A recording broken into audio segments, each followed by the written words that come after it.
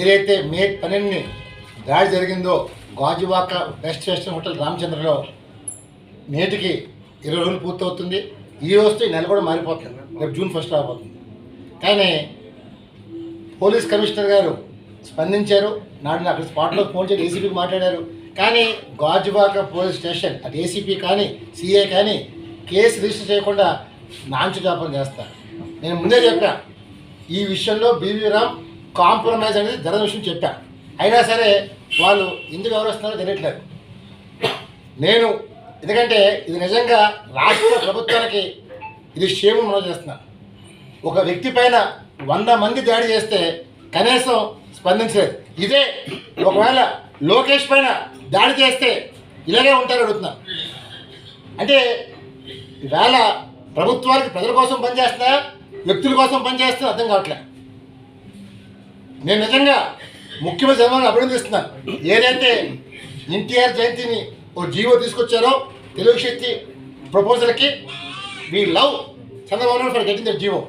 కానీ ఈరోజు మరి నా పైన ఇంత దాడి జరిగిన ప్రభుత్వం మొద్దులు పోతుందంటే it is shame on the government.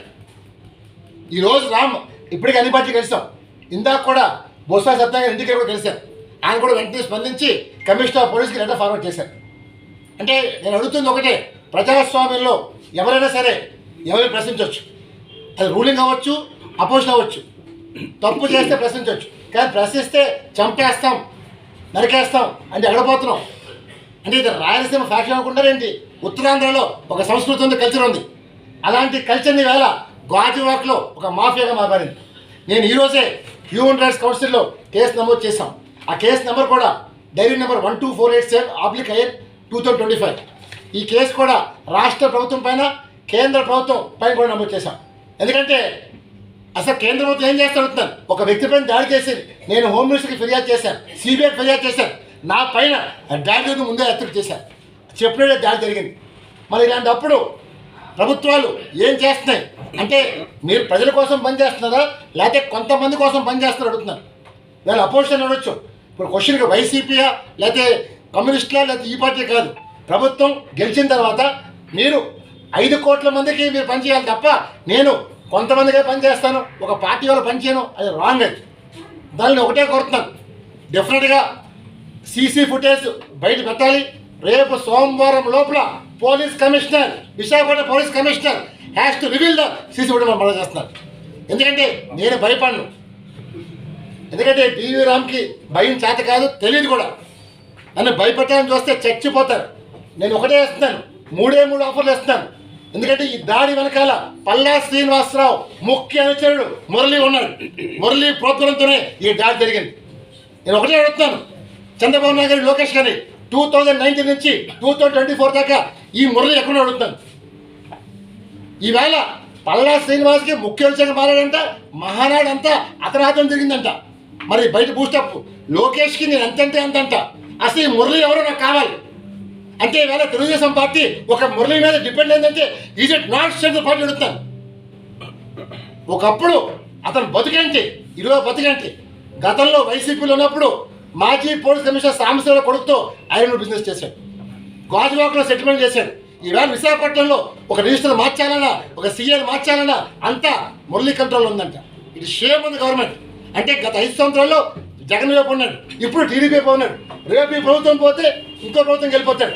అంటే ప్రభుత్వాలు మారే కొద్దీ ఈ మురళి గారు ఎవరు అడుగుతున్నారు. చంద్రబాబు నాయుడు గారు, లోకేష్ గారు ఈ మురళి పైన పూర్తి ఎంకరేజ్ అడుగుతున్నారు. ఈవేళ నా పైన కాదు, మీడియా మిత్రులు కూడా దాడి చేశారు. మీడియా సోదరులు పిలిస్తే మీరు పిలిచినా, అపోజిషన్ పార్టీ పిలిచినా, ఎవరు పిలిచినా వస్తారు కవరేజ్కి. అంతేకాదు కవరేజ్కి పిలిచారు కదా అని చెప్పి దాడి చేసేస్తారా? అది వాళ్ళ డ్యూటీ, వాళ్ళు చేస్తారు. అంతేకాని బీవీ రామ్ కవరేజ్కి వెళ్ళారని చెప్పి దాడి చేస్తారంటే ఎటు వెళ్ళిపోతే అడుగుతాను. అందువల్ల చంద్రబాబు నాయుడు గారు వెంటనే రియాక్ట్ అయ్యి, ఏది ఇప్పుడు నేనే ఎక్కలేదు, ఆల్రెడీ ఢిల్లీకి వెళ్ళింది, డెఫినెట్గా ఢిల్లీ నుంచే రాబోతుంది. అందువల్ల స్టేట్ డీజీపీ పైన, స్టేట్ సిఎస్ పైన కూడా ఫిర్యాదు చేశాం. ఎందుకంటే వీళ్ళు ఫెయిల్ అయ్యారు. ఈవేళ దాడి జరిగింది, ఇంటెలిజెన్స్ రిపోర్ట్ పంపించింది, అయినా యాక్షన్ తీసుకోలేదు. అంటే ఒక వ్యక్తిని చంపిస్తా సరే, ఈ బీవీ రామ్ని చంపిస్తా సరే పట్టించుకోవాలని అడుగుతాను. అంటే ఆంధ్రప్రదేశ్ ప్రభుత్వం అసమర్థకి నిరసన చేస్తాను. నేను వెంటనే కోరుతున్నాను, సోమవారం లోపల సీసీ కూడా రివీల్ చేయాలి. నా పైన దాడి చేసిన వాళ్ళందరినీ పనిష్ చేయాలి. వాళ్ళకి ఒకటే ఆఫర్ ఇస్తున్నాను, మారిపో, పారిపో, చచ్చిపో. ఎందుకంటే చెప్తున్నాను, మారిపోయి జైలుకి పో, చచ్చిపోతే నీ కర్మ, భూమి భారం తగ్గిపోయింది. పారిపోతే మాత్రం వేటాడి తీసుకొస్తా, ఒకరికి పారిపోలేం. అందువల్ల ఈరోజు నన్ను బొబ్బులుపులుగా మార్చింది ఈ ప్రభుత్వం. ఒకప్పుడు శాంతియుతంగా బీవీ రామ్ని 100 మంది దాడి చేసి బొబ్బులుపులుగా మారా. అలా చావును చూసి వచ్చినవాడిని, నాకు భయం లేదు ఇంకా. ఈవేళ ఈ బీవీ రామ్ ముందు జీవితం ప్రజలకు అంకితం చేయబోతున్నా, ప్రజల్ని విఐపీలు చేయబోతున్నాను. ప్రజాప్రతినిధులు, ప్రజాసేవకులు మీరు విఐపీలు కాదు, డిఫరెన్స్ మార్చిపోతున్నాను. అందువల్ల ఒకటే కోరుతున్నాను, ఆంధ్రప్రదేశ్ ప్రజల పిలిపిస్తాను. తప్పు చేసిన ఏ నా కొడుకునైనా సరే సాక్ష్యాలు ఉంటే అప్రోచ్ కావండి, ఆయన బజార్లకి బాధ్యత నాకి, మీకు న్యాయం చేసి బాధ్యత మనం చేస్తాను. ఎందుకంటే ఒక అన్నగా, తమ్ముడుగా, మీ ఇంటి పెద్ద కొడుకుగా, మీ ఇంటి మనవడిగా రాబోతున్నాను. భయం అంటే తెలీదు, భయపెట్టాలని చూశారు. ఒక్కసారి డిసైడ్ పని దూకితే ఎవరు వదలను. అది ఒకటే చెప్తున్నాను, ఈరోజు సెంట్రల్ అయినా, స్టేట్ అయినా, పొజిషన్ అయినా, అపోజిషన్ అయినా, పవర్ అయినా, పవరైనా నేను రావడం దొరికే. ఇప్పుడు బీవీ రామ్ ఎంటర్ అయ్యాడు, ఆంధ్రప్రదేశ్ ముఖ చిత్రం మొత్తం మార్చిపోతున్నాడు. అదే ఇద్దరు కొట్టుకుంటే యుద్ధం, కానీ ఒక్కరు నిలబడిపోతే దండయాత్ర.